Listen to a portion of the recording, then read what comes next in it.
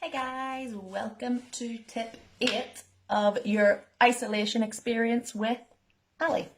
Today, a really important topic. It's something that we have to make more easily spoken about, I guess, at Baber, and we pride ourselves on covering you guys for your physical, your social and your mental health. So today we are really focusing in on your mental health and well-being. We know that isolation and lockdown is challenging, so it's going to be really normal to have feelings of anxiety or worry at the moment. You know, there's a lot of uncertainty, there's lack of social interaction amongst loads of other things, which are all going to contribute to us feeling a little bit like that. But we must make sure that we don't sit and feel like the sky is falling around us. So we're going to talk through a few tips to help keep a nice, strong head on our shoulders. Number 1, tap into those happy hormones. So how we feel or our mood is totally led by the hormones that our body releases. So if we're wanting to try and perk ourselves up, or if we are wanting to be able to look more on the bright side of things, we need to be able to boost our happy hormones. So these are going to be the likes of your serotonin, your endorphins, your melatonin. These things are all going to contribute to you having little happy feelings and boosts of energy from within. How do we tap into them? 1, exercise. It is well documented that physical activity and mental health go hand in hand. When we exercise, we release those endorphins. We feel good afterwards. We may feel like we're working hard during it, but we feel great afterwards. So your exercise, which we're taking care of in the mornings, that's going to get your endorphins and your serotonin. 2, your foods. I love my food, but certain foods are going to make you feel better than others. So the likes of your chocolate, there's an endorphin. Your cheese actually is a good one for serotonin. No bad can come from cheese. We heart cheese, but your cheese, your pineapple's a good one. Eggs, these are all great for releasing the likes of your serotonin.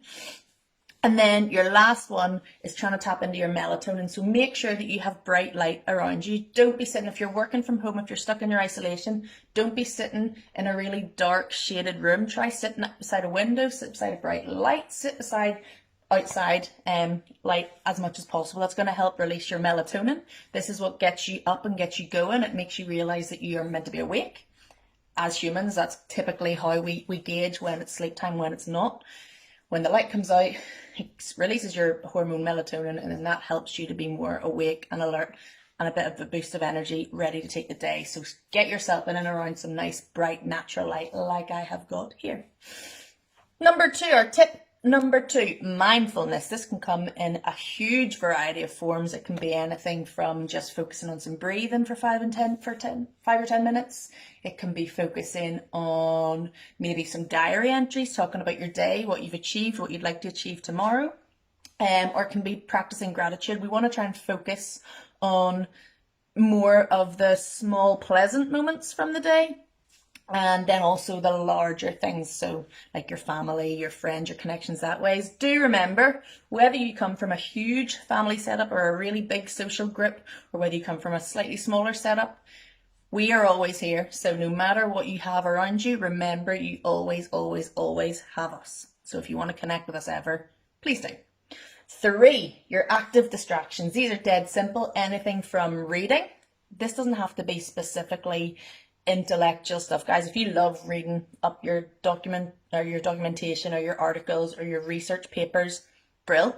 But if you like a magazine, if you just like to have a wee chick flick book, if you like something like that, that's fine. But you're reading, you're cooking, connecting with your loved ones, these all help to keep your brain stimulated, and that's going to also help then as a knock-on effect to keep your positivity levels up, keep your brain ticking, and it's going to keep you feeling a little bit more positive.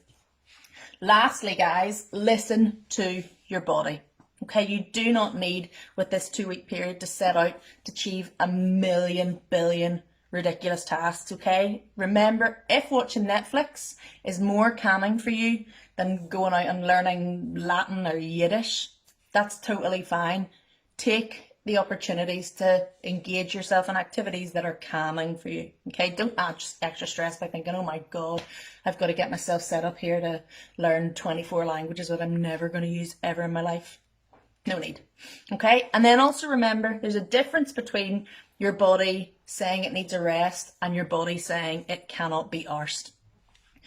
What we want to do with our exercise sessions, you want to structure in that you're going to do 3 to 5 sessions, because that means you're held accountable for your can't be arsed days.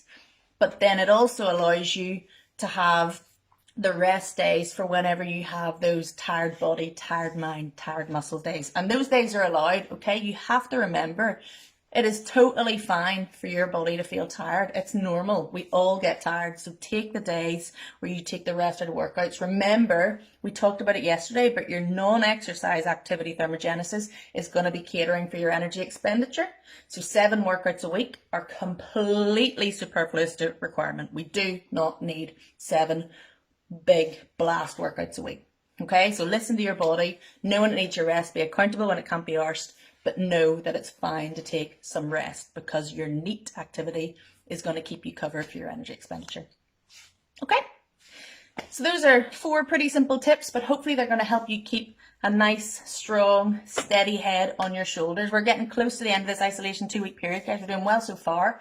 Hope you're getting some useful tips from this. If there's anything I can help with, as always, send me a message. Otherwise, have a beautiful day. Stay safe, stay sane, stay healthy, and I'll see you tomorrow. Bye.